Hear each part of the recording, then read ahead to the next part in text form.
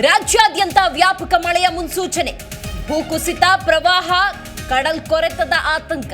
ವಿವಿಧ ಸಚಿವರ ಜೊತೆ ಸಿಎಂ ಸಮಾಲೋಚನೆ.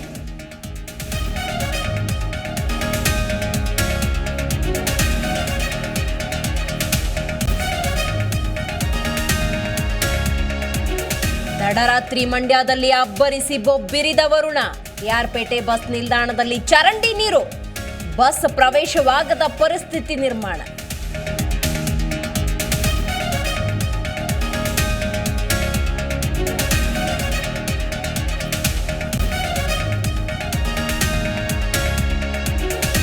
ಪೋಲಾಗ್ತಿರುವ ಜೀವಜಲ ತಡೆಯೋದಕ್ಕೆ ಹರಸಾಹಸ.